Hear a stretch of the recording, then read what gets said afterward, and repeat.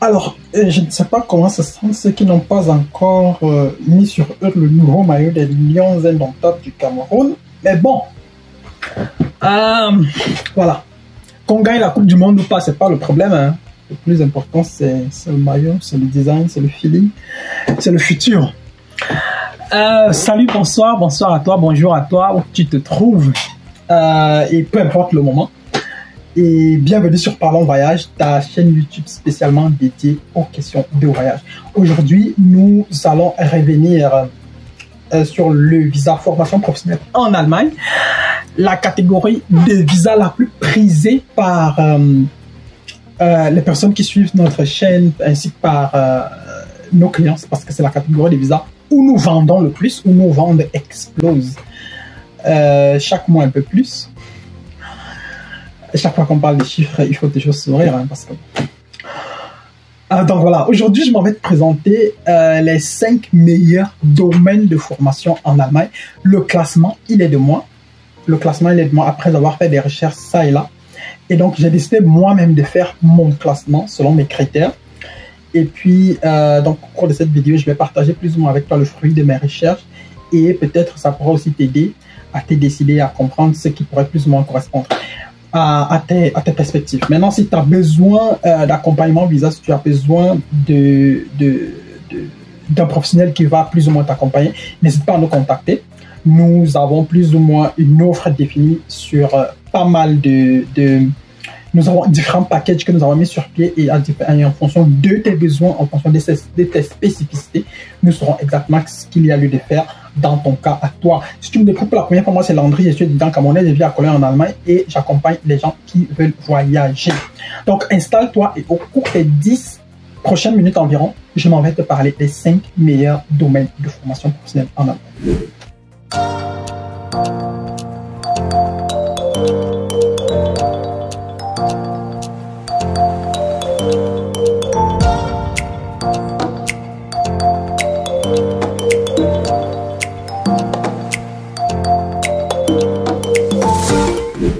Comme il est de coutume, depuis quelques vidéos, je partage avec toi un des livres de ma bibliothèque personnelle. Et aujourd'hui, je m'en vais te présenter ce livre-ci. Reste avec moi, de l'écrivaine de la Nigériane Ayobami Adebayo. C'est un livre qui a gagné le prix Les Afriques en 2020. Magnifique roman qui nous plonge dans l'histoire d'une femme qui tombe amoureuse d'un homme, qui finissent par se marier et qui malheureusement n'arrive pas à avoir un enfant. Et vous connaissez la société africaine avec l'héritier, la belle famille, et cela. Et donc là, on se lance dans une course où il faut un enfant, sinon le mariage est en danger. Et je peux vous garantir, il y a d'énormes surprises dans ce roman. Et j'ai pas envie d'en dire plus, hein. J'ai pas vraiment envie d'en dire plus, mais tout ce que je peux vous dire, c'est que si vous avez l'occasion de lire ce roman, il faut le lire et vous ne serez pas déçus. Voilà. Ok, le premier, pour rentrer dans le vif du sujet, le premier domaine que je m'en vais te présenter ici, c'est l'informatique. Le domaine de l'informatique est certainement le domaine de formation professionnelle le plus prisé en Allemagne. Parce que c'est aussi l'un des domaines qui est censé en croissance et où, forcément, au cours des 10, 20, 30, 50, 200 prochaines années, il y aura toujours et toujours de la demande. Parce que c'est un domaine qui sera sans cesse croissant et où on aura toujours besoin de main-d'œuvre. Alors, les formations professionnelles dans le domaine de l'informatique, que ce soit du moins les formations professionnelles en Allemagne dans le domaine de l'informatique sont beaucoup prisées. Maintenant aussi, il faut aussi savoir que elles sont beaucoup plus prisées par des Allemands, par des personnes qui sont plus ou moins en Allemagne. Et donc, lorsque on vient par exemple de l'étranger, lorsqu'on se trouve encore à l'étranger, il peut être un peu plus compliqué de trouver une formation professionnelle dans ce domaine-là. Surtout encore si tu viens d'un pays comme le Cameroun où les procédures de visa sont encore plus compliquées, où avoir un contrat n'est pas seulement forcément suffisant pour obtenir un visa, où il faudra encore passer peut-être par des institutions comme le Bundesagentur für Arbeit, comme le Ausländerbehörde pour que ton contrat est les OK nécessaires pour pouvoir obtenir le rendez-vous à l'ambassade, alors ça peut s'avérer un peu compliqué. Donc, moi, la stratégie que je donne souvent aux gens qui veulent parfois faire des formations professionnelles dans des domaines comme celui-ci, c'est d'arriver en Allemagne, peu importe la catégorie de visa, bon, un visa étudiant ou un visa formation professionnelle. Une fois que vous êtes sur le territoire, alors vous aurez la possibilité d'échanger. Tout aussi que je ne peux pas vous garantir aussi que ça va se passer comme une balade de santé. Il y aura pas mal d'aspects à prendre en considération, pas mal d'aspects, parce que ce sera aussi beaucoup de droits, beaucoup de droits, hein, beaucoup de textes juridiques et tout. Et donc, il y a tout ça qui va entrer en considération, mais c'est bel et bien possible de faire une formation professionnelle dans le domaine de l'informatique. Cependant, il faut savoir que dans des domaines comme ceux-là, comme je le disais déjà, dans la plupart des vidéos antérieures où j'ai parlé plus ou moins des domaines similaires, c'est que dans ces domaines, il arrive régulièrement que les employeurs demandent aux candidats de passer les tests en ligne. Et au cours de ces tests-là, bon voilà, en fonction de ça, on sait également aussi qui a plus ou moins tel niveau et puis comment est-ce qu'on peut décider peut-être qui est-ce qu'on va inviter peut-être à un entretien d'embauche et qui est-ce qu'on ne va pas inviter à un entretien d'embauche. Donc, si toi, c'est ce domaine-là qui t'intéresse, alors, bon, il faudra t'asseoir et bien réfléchir. Maintenant, si tu te poses encore pas mal de questions, si tu t'arrives encore, tu peux nous contacter. Et peut-être tu peux juste prendre une séance d'orientation chez nous, ou bien tu peux toujours venir pour que nous chargeons de ton dossier et puis nous te dirons exactement ce qu'il y a lieu de faire et comment est-ce que nous comptons procéder dans le cadre de ton dossier spécifique à toi. Alors, deuxième domaine de formation professionnelle le plus prisé en Allemagne, la santé. Et c'est certainement aussi le domaine le plus prisé par les étrangers, parce que c'est aussi l'un des domaines où les employeurs recrutent le plus facilement, sont beaucoup plus prêts à recruter de l'étranger. Quand je dis beaucoup plus, c'est que le pourcentage, bon, il peut peut-être tourner autour de 10%, mais 10% c'est déjà énorme. Parce que dans les domaines comme par exemple l'informatique, si ce pourcentage-là il atteint 2%, je crois que c'est Dieu qui est fort. Donc, le domaine de la santé et principalement le domaine des soins infirmiers fait partie des domaines de formation les plus prisés en Allemagne. Maintenant, ce que je dirais, c'est qu'il faut aussi savoir, c'est que ça fait aussi partie des domaines dans lesquels, même pendant ta formation professionnelle, tu as déjà un salaire très élevé. Et au cours forcément des années à venir, ça fera partie des domaines de formation où, lorsque tu sors de là, tu auras forcément aussi un salaire non négligeable. Parce que beaucoup de personnes, parce que actuellement, par exemple, grâce ou bien à cause de Corona, en fonction de comment tu te places, les syndicats et bref, je crois que ce sont les syndicats, hein, les syndicats dans le domaine de la santé, les syndicats des travailleurs dans ce domaine-là, ils sont en train de pousser pour que le salaire de base, il passe autour de 4 000 € dans ce domaine-là. Et donc, avec un salaire de base qui va plus ou moins, qui peut très probablement passer autour de 4 000 €, si jamais les Gewerkschaften, les syndicats et les mouvements ouvriers de ces domaines-là, ils réussissent à obtenir ce qu'ils veulent et avec leur lobby, s'ils jamais réussissent à obtenir ce qu'ils veulent, vous convenez avec moi que le salaire de base, si on parle d'un salaire de base qui tourne autour de 4 000 €, alors ça veut dire que ce sera possible pour certaines personnes d'obtenir peut-être des salaires de base autour de 4 200 €. Maintenant, si là, au-dessus, tu ajoutes par exemple des formations approfondies, ce qu'ils appellent des Weiterbildungen, plus les années d'expérience, plus, bon, peut-être le fait que, bon, ce sont des entreprises aussi, hein, donc tu peux par exemple aussi grimper en échelon en entreprise, tu peux peut-être passer d'un poste A à un poste B qui est plus ou moins supérieur au poste A.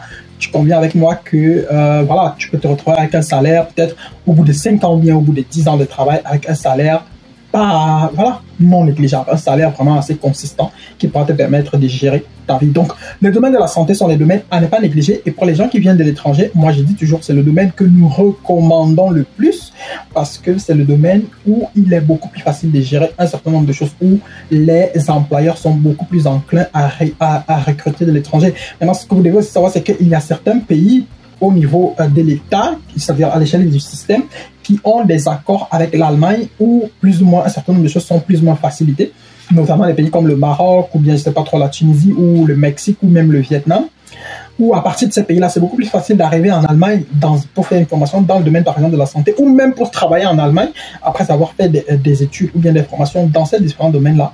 Alors que lorsqu'on vient d'un pays comme le Cameroun par exemple, où il n'y a pratiquement pas, pratiquement pas, où il n'y a pas d'accord entre le gouvernement, entre les deux gouvernements, entre le gouvernement camerounais et le gouvernement allemand par exemple, ça peut être un peu compliqué. Alors il faut y aller solo, il faut y aller en mode solitaire.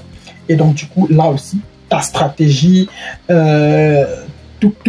c'est-à-dire ta stratégie, ta façon de penser, ta façon d'agir, toutes tes actions, elles doivent être pensées par toi-même. Et il est très très important d'avoir une longueur d'avance si tu souhaites vraiment que ta procédure de voyage aboutisse dans le temps, dans les temps requis et dans les temps requis, si je crois que ça se dit comme ça. Hein. Ouais. Donc voilà. Alors, troisième domaine de formation sur ma liste, les banques, les assurances et la finance, le monde de la finance.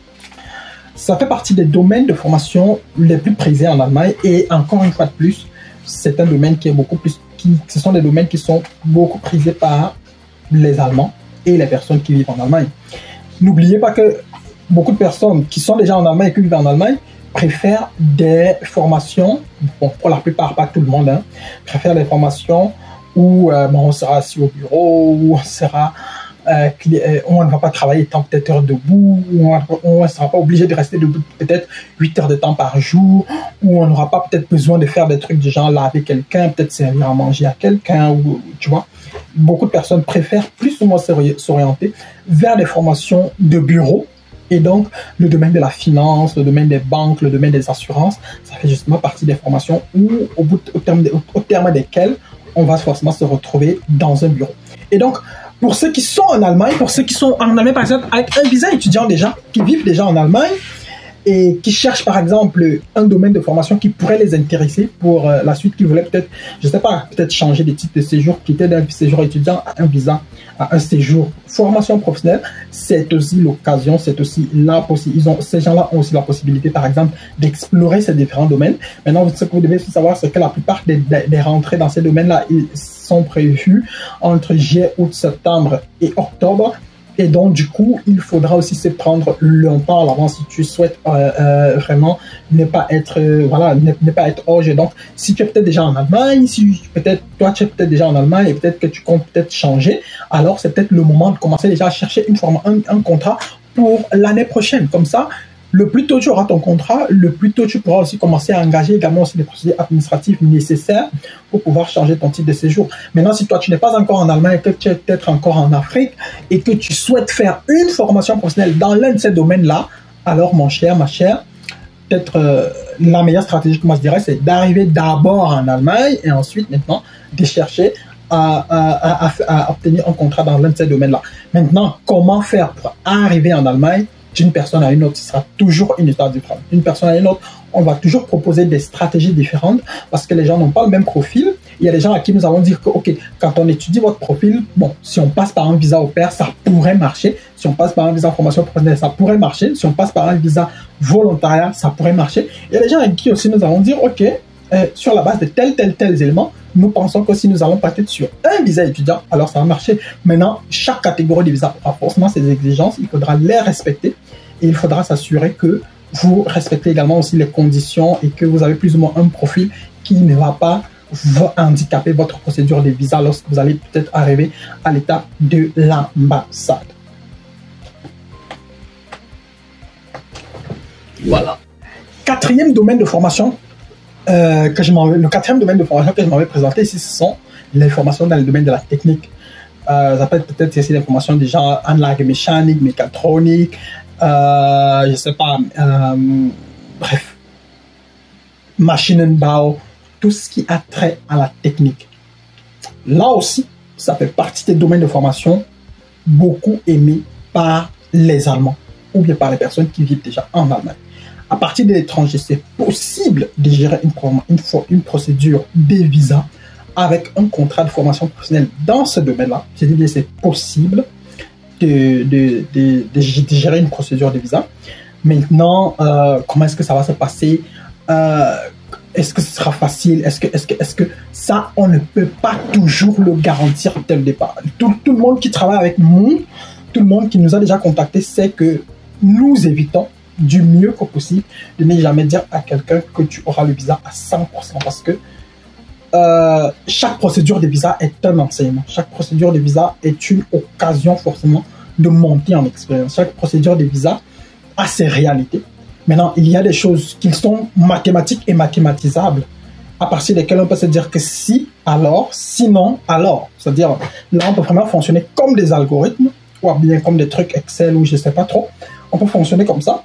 Maintenant, quel que soit X, il y aura toujours un point, un X, un ça qui va plus ou moins arriver par là et qui va demander à ce que une décision soit prise en fonction de la situation. Et donc, comme je disais, il est bien possible de gérer une procédure de visa avec un contrat dans un domaine de la technique. Maintenant, si c'est le domaine véritablement qui vous intéresse et que c'est difficile, peut-être, si vous constatez peut-être que, bon voilà, votre procédure traîne peut-être depuis 3 mois, depuis 4 mois au niveau du contrat et que le contrat n'arrive pas à arriver, vous pouvez peut-être aussi décider peut-être que, ok, pour votre stratégie, vous cherchez un contrat peut-être dans le domaine de la santé et une fois que vous arrivez en Allemagne, vous décidez de changer. Mais maintenant, comme j'ai dit précédemment, le changement de domaine de formation ne va pas se faire aussi d'un seul clic parce que tout ça ne dépend pas de vous. Il y a tout un tas de procédures administratives et juridiques que vous devez régler également et jusqu'à ce que votre contrat soit autorisé. Parce qu'il peut m'arriver que vous soyez face à des situations où le seul recours, c'est soit vous abandonnez, soit vous cherchez un avocat, ou bien soit vous prenez un billet d'avion et vous rentrez de chez vous, dans votre pays. Et donc, du coup, il faut faire très attention à tout ça. Mais comme je dis, c'est bel et bien possible d'obtenir un contrat de formation professionnelle dans un domaine peut-être comme Anlagemechanik, comme Mechatronik, comme Maschinenbau und so weiter und so fort. Et puis, pour les personnes, par exemple, qui vivent déjà également aussi en Allemagne, pour les personnes, par exemple, qui ont commencé peut-être des études dans des domaines plus ou moins similaires et qui se rendent compte que, bon, ça traîne un peu avec les études. Si vous voulez également aussi esquiver le Ausländerbehörde, c'est peut-être aussi le moment de commencer à penser différemment et de commencer à se dire que, bon, voilà, il faut penser à des alternatives, il faut penser à des plans B. Et l'un des plans B également, donc, c'est une formation professionnelle. Et avoir un contrat de formation professionnelle dans un domaine où vous avez plus ou moins peut-être déjà étudié peut-être 1 semestre ou 2 semestres, c'est déjà aussi un avantage parce que comme j'ai dit précédemment, ce sont des domaines de formation où on demande parfois aux gens de passer les tests. Et si vous avez peut-être déjà fait 1 semestre ou 2 semestres à l'université, j'imagine que ça peut être relativement facile pour vous de passer un test et puis voilà, d'être au moins admis à l'étape de l'entretien. Et une fois que vous serez à l'entretien, en fonction de ce que vous aurez dit au test, vous n'aurez qu'à confirmer. Et si jamais vous avez peut-être besoin aussi des préparations pour vos entretiens, et que c'est nous qui gérons votre dossier, vous êtes au bon endroit. So, dernier domaine de formation professionnelle sur ma liste aujourd'hui, l'administration, le domaine lié à l'administration, le marketing et l'entreprise. C'est-à-dire que ce soit tout ce qui a trait à Kauffrau, Kaufmann, tout ce qui a trait à Kauffrau, Kaufmann, Einzelhandel, was weiß ich noch, administration, Verwaltung, ça aussi, marketing, ça aussi, ce sont des domaines de formation qui intéressent pas mal de personnes. Et tout comme dans le domaine des banques, tout comme dans le domaine de la technique, ou bien même dans le domaine de l'informatique, ce sont des domaines où c'est pas toujours facile de recruter de l'étranger, d'avoir un contrat de formation professionnelle lorsqu'on est encore à l'étranger. Mais ce sont des domaines de formation qui correspondent plus ou moins aussi au profil des personnes qui ont plus ou moins, je sais pas, obtenu un baccalauréat peut-être dans un domaine lié au commerce, un baccalauréat dans un domaine lié peut-être à la comptabilité, des personnes qui ont peut-être été à l'université dans leur pays d'origine et qui ont étudié, je sais pas qui, le droit, qui les sciences économiques, qui ont peut-être étudié le marketing ou la comptabilité. Ça, ce sont des domaines de formation qui peuvent vous intéresser et qui pourraient plus ou moins cadrer avec votre profil. Et donc, ça fait aussi que lorsque vous décidez peut-être aussi de vous lancer dans votre procédure de visa, si pour vous, le domaine de la santé ne vous intéresse véritablement pas, c'est un domaine que vous pourrez regarder, vers lequel vous pourrez vous tourner et peut-être à partir de là aussi, pour aussi voir si c'est possible de gérer votre procédure de visa.